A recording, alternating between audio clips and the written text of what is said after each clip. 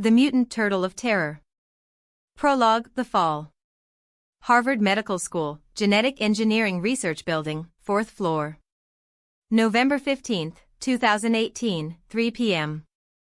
Dr. Richard Carver's world began to crumble. Doctor, the Ethics Committee has ordered an immediate halt to your research. Assistant Professor David Chin said in a trembling voice. He held an official document stamped with a red seal in his hand. Carver didn't take his eyes off the microscope.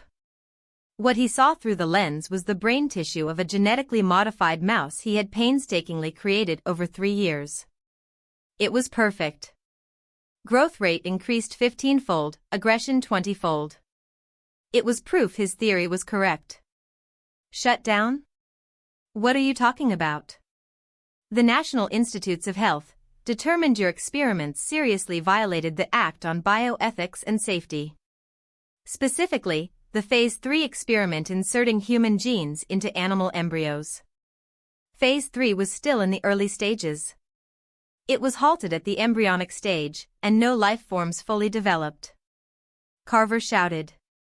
His face flushed red. But Dr. Chen couldn't continue. He too knew what had happened in the lab. The scream-like sounds coming from the isolation room beyond the wall. The dissection work that went on late into the night. The reason the medical waste disposal team had to visit twice a week.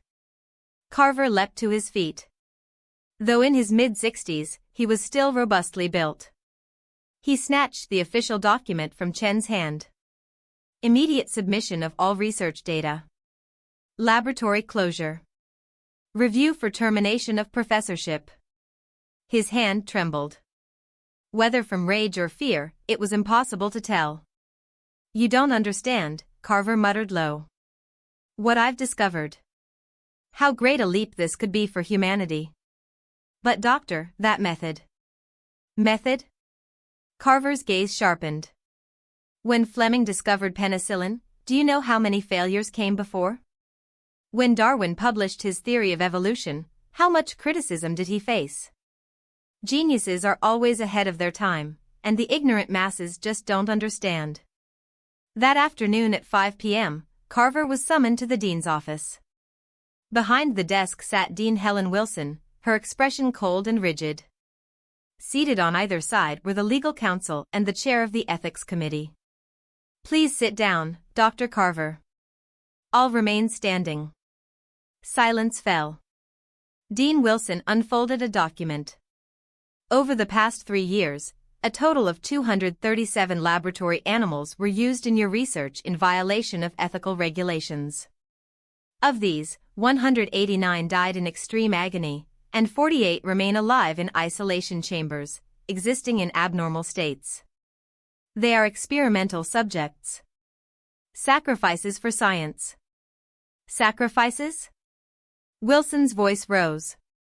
You performed unauthorized genetic modifications. You maximized aggression, abnormally accelerated growth, and dulled pain receptors so the test subjects remained conscious while dying. Is this science, or is it torture? Carver's fist clenched. You don't understand. I was expanding the limits of life. Controlling growth rates, enhancing intelligence, extending lifespan. I proved all of this is possible. And how many lives suffered in the process? Science demands a price. Do you have the right to demand that price? Carver didn't answer. His eyes went hollow. Dean Wilson sighed. Dr. Richard Carver, Harvard Medical School is immediately revoking your professorship and suspending all research privileges. We will also formally report this matter to the National Institutes of Health and the Medical Ethics Committee. Criminal charges are possible. Carver burst out laughing. It was a cold, hollow laugh. Criminal charges? You want to make me a criminal? Fine. History will judge. How foolish you all were. He turned away. Dr. Carver, this isn't over. You must submit all research materials. Materials? Carver looked back. A strange smile spread across his lips. I've already destroyed them. I decided it was better to burn them than let them fall into the hands of Philistines like you. What? Go ahead and try to find it.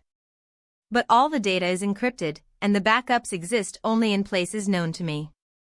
You'll never find it. That night, Carver packed his belongings in his apartment. 40 years of scholarly life fit into just 3 boxes. Outside the window, the lights of the Harvard campus shone. Once a place he had been proud of. Now a place that had betrayed him. Fools, he muttered. Ethics? Morals? Such things can never stand in the way of scientific progress. Never. His eyes held a mixture of madness and obsession. From a desk drawer, he pulled out a USB drive. It contained all his research data from the past 3 years. The crystallization of his genius. I will continue. Anywhere. Without interference from anyone. 2 weeks later, Carver boarded a flight to Mexico. His destination was a remote beach north of Cabo San Lucas, Playa Escondida. There, he would be free to continue his research without constraint. Boston's lights faded through the airplane window. Carver smiled coldly. Wait for me, world. You called me a madman. But I will become a god.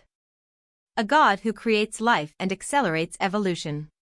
The USB drive in his hand glowed faintly. The nightmare began like that.